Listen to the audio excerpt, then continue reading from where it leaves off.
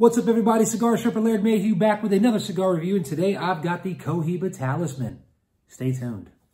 I can smoke stogies in my house, first of all, because her father introduced me to stogies, and second of all, because I'm a stud. I'm ballsy. I don't take no shit from anyone. I smoke my stogie anywhere I want. I don't have to find a hideout place like you. All right. Welcome back to another installment here at Cigar Shopper. I, of course, am your host, Laird Mayhew, and if this is your first time here, don't forget to hit that subscribe button. Leave us a thumbs up, a thumbs down, a comment. Tell us what you think if this is not your first time here, as always. Welcome back. Anyway, as my intro said, today I have got the COHIBA Talisman, okay? Talisman. It is the limited edition 2017, or if you like, the Edición Limitada, okay? A lot of controversy around these cigars. Is it real? Is that the COHIBA police? Are y'all coming out of the woodwork on me? Is it real? Because it seems like nowadays you post one of these on one of the forums on Facebook, especially in international cigar smokers, where I frequent quite a bit. Every time someone posts, hey, I'm smoking my COHIBA, boom, everybody pops in and it's fake, it's not fake, and then it starts a war. You know, it's sad because there are people out there that generally, you know, this is a $6 billion a year industry knocking these things off. So you do want to be careful when you buy them. These were acquired by my father for me on a recent trip to Africa. He was in Paris, France for 2 days while he got his visa and visited a Habanos SA exclusive or official store and picked these up. He was supposed to get me a box of Cohiba Robustos, which would have been about $500 for 20 cigars. Well, he got me a box of these that was $500 and it was only 10 cigars. So we're talking about a $50 stick. How often do I smoke a $50 stick? Well, I smoked one the day I got it, and this is the second one.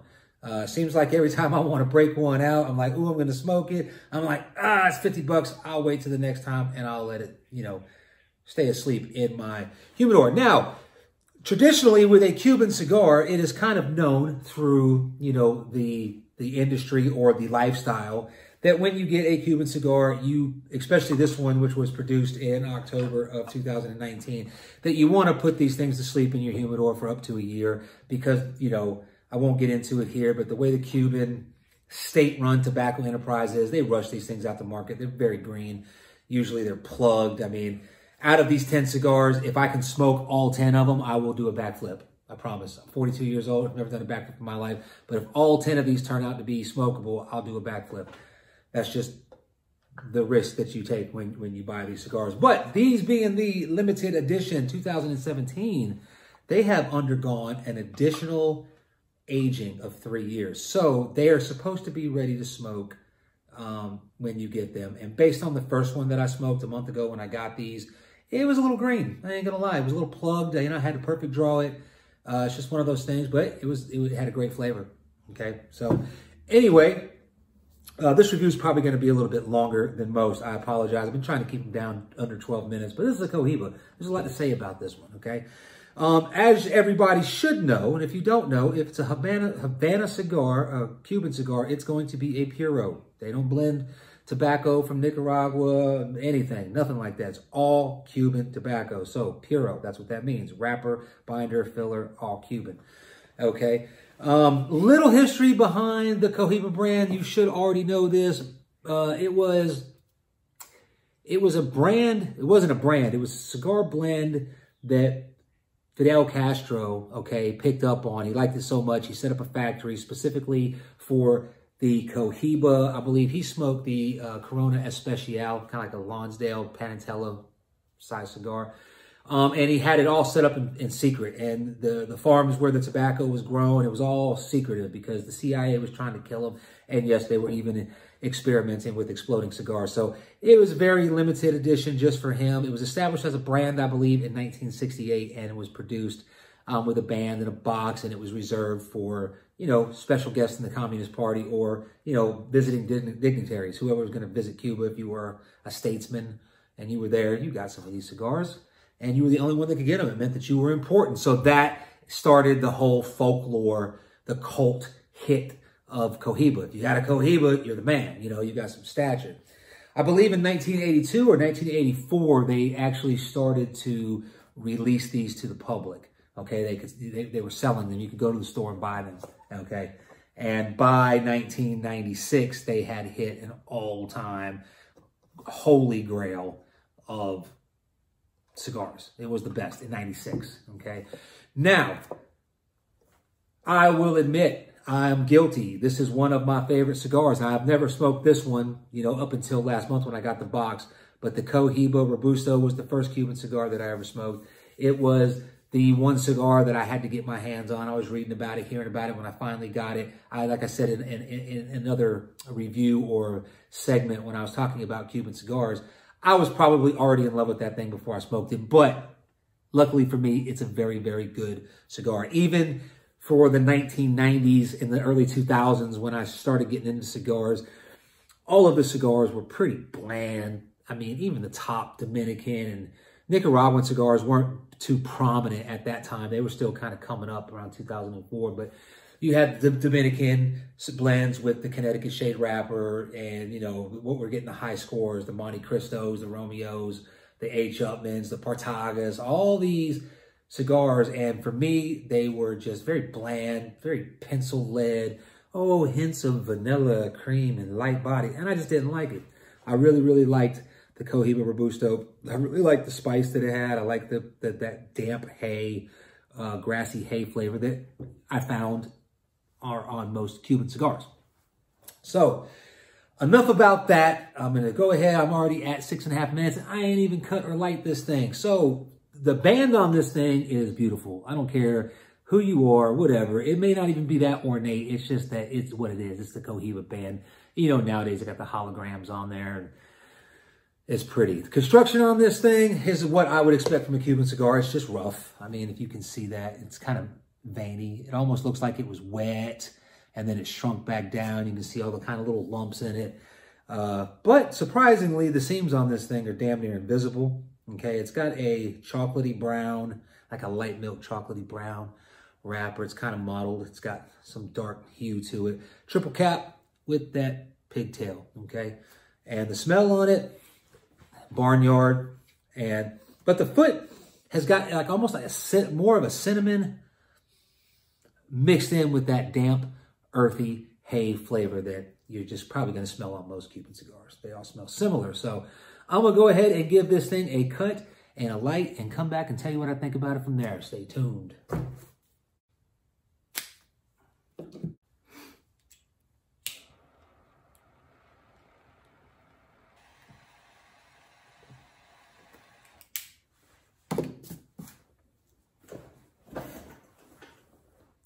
All right.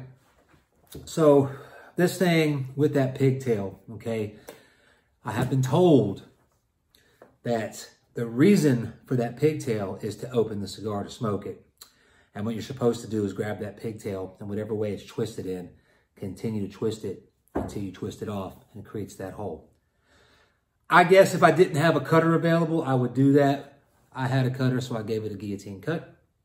And I toasted this thing up beautiful. And now let's get into the flavor.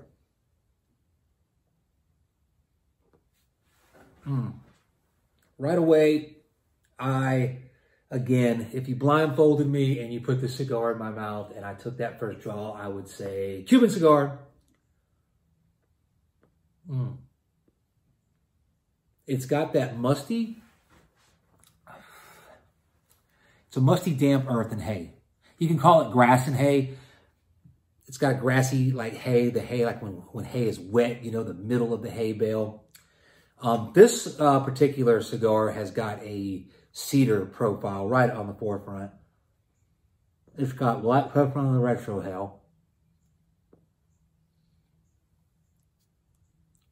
But along with that black pepper, there's a cinnamon spice along with the black pepper and the retrohale. And it's got a very long finish, at least here right on the startup. It is still tingling my nose. It's still there. The flavor is still very present. Okay, so it's got a long finish.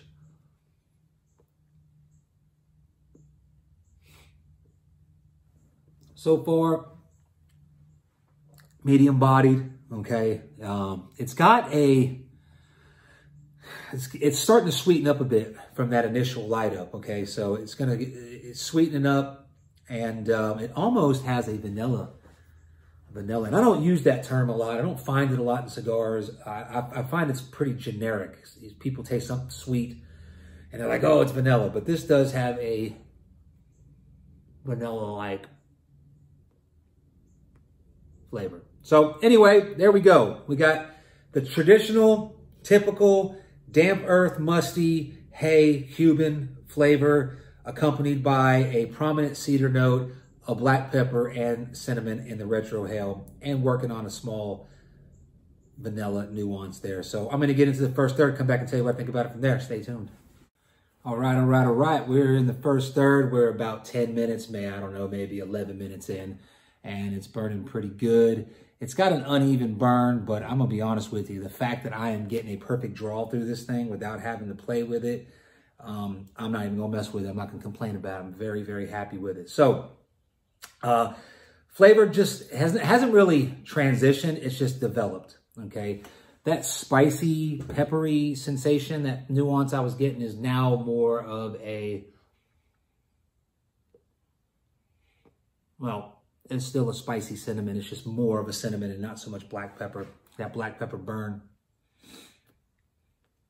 on the retrohale has gotten real smooth, okay? That bite is gone.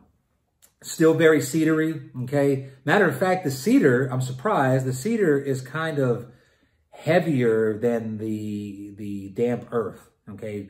Typically, I think the same thing about cigars made in Cuba. I say it all the time. I think, musty hay and grass, okay? Hay, grass, damp earth. This one's got cedar. It does have a good sweetness to it. It almost smacks of vanilla, just barely, and it's got a creamy smoke. It's a very, very good cigar, okay? Honestly, it tastes just like the COHIBA Robusto to me, except for, I don't know if it's the size or the fact that the tobaccos are aged. It tastes about the same. It's just got a little bit more richness to it, okay? A little bit more creamier, I guess would be the word for it. So, nonetheless, again, the fact that I can draw through this thing and it's not running, I mean, it's uneven as crap, but very good cigar, okay? That's all I can say about it. It's a COHIBA, all right? And again, on the big debate stage of Cuban cigars, no, they're not the best cigars because they're from Cuba, but as cigars go, if you took off the regions of where they were from, the COHIBA brand would be up there at the top. Matter of fact, of my all-time favorite cigars is the COHIBA Robusto. And this is just a bigger version of it, okay? I know it's been aged longer, but if I had to guess, and I don't know because, there's hard to find information on these cigars as far as the primings, okay? It's heavy laced with Ligero, if not all Ligero from Cuba. But specifically how they ferment and age is a secret unless you know somebody or you're from Cuba and you've worked there. But, a guy from North Carolina, East Coast, United States, I got Google, okay? And I've watched a lot of documentaries on it. And I've seen some conflicting information on these things. I mean, shit, 20 years ago, we thought they were all rolled on the thighs of, Cuban virgins, So you see where I'm going with that. But very good cigar, not because it's Cuban, just because it is a very well flavored tobacco. It's not very well made, but it's just blended very well. So I'm going to shut up about that. And that's the last I'm going to say about it. I'm going to just keep focusing on this cigar in particular. I'll be back in the second third and tell you what I think about it from there. Stay tuned. All right. We are in the second third. We're about 35 to 40 minutes in, and we're about at the halfway mark. Surprisingly, it's burning pretty good. A little wonky. It just started doing that just now. The draw has been perfect, which is surprising. And this is actually my third take on the second third, because when you're talking about Cuban cigars and you're talking about COHIBA, it's hard to be short. I know, I started off doing reviews and they were, 25 minutes long. And when you got a YouTube channel, you can see what the attention span of people is. And the magic number is like 10 minutes, okay, to keep people watching. You know, they don't just listen to you ramble on and then turn you off and go to the next review, or, you know, go start looking at monster trucks. Because you know what happens when you start going down the rabbit hole on YouTube. But so I started trying to condense them down a little bit. And so far, I've been pretty successful in keeping them in under 12 minutes, okay? There are probably a few of you nerds out there, if you're like me, don't mind watching a 30-minute video as long as it's on topic of something you're passionate about. And so that's where I'm at. So I've just rambled on and on and on, and so I've had to cut it down, and I'm doing it now. So anyway, second, third, you want to know about the flavors. Okay, so we started off with the typical grassy hay. It's more of a damp hay. It's got a very earthy note to it. It had a very prominent cedar nuance, and it had a spicy, peppery retrohale.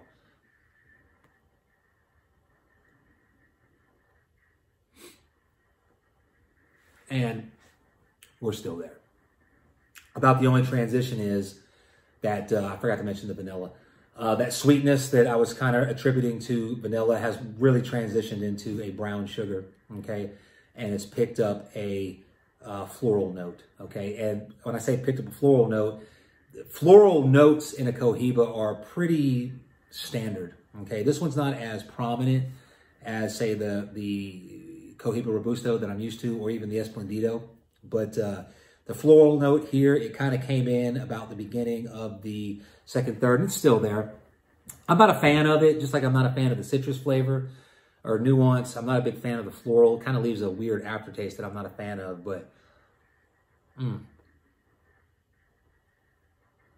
it's almost, you know, for this particular, the Talisman 2017 limited edition, there's almost like a syrupy quality to the smoke with the sweetness, okay? And that brown sugar and spice note. It almost has a syrupy flavor, like a maple syrup is what it would remind me of. But good cigar. I'm enjoying it. Like I said, that's about the only transition was that, you know, that coffee and that brown sugar, that vanilla turning into brown sugar. So I'm going to shut up and get into the last third and come back and tell you what I think about it from there. Stay tuned. All right. We're in the final third here, just about an hour and 10 minutes into the cigar. And while I probably will keep smoking that and probably got another good 10 to 15 minutes on there, if I go slow enough, I'm going to end the review here because this is about where the flavors kind of went flat. Okay, so just to recap here, we started off with that cedar note, okay, a cedar, good prominent cedar note. It, of course, had that signature Cuban tobacco flavor of the damp earth, or the damp hay and the musty earth, okay? It had a peppery spice that morphed into a cinnamon spice with some brown sugar. There were some coffee notes that came in right about the end of the first third and stayed all the way till about, I don't know, 10 minutes ago. And it almost had like a syrup.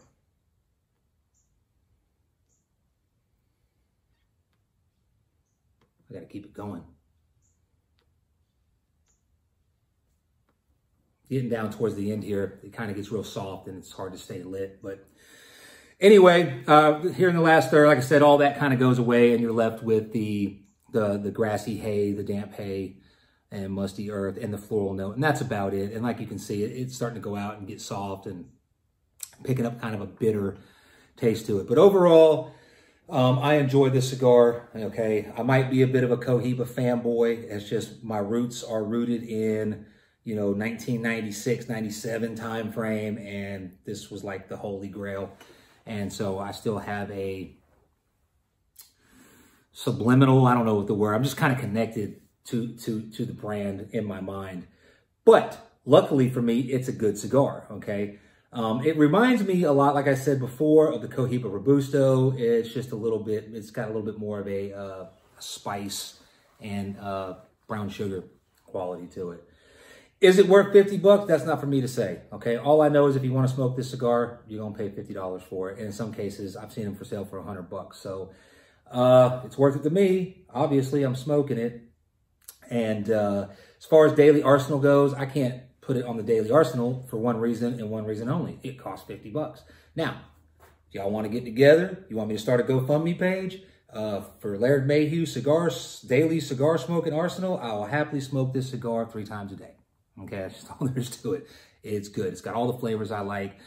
And, you know, this one here, construction has just been really good. Now it's completely out now. So anyway, that's where I'm at with this cigar. Thanks for tuning in. I hope you enjoyed it. I hope I didn't ramble on too much, and I'm going to leave it at that. Cigar Sherpa, Laird Mayhew, reminding you to be polite to everybody that you meet, but always have a backup plan in case you got to shoot them in the face.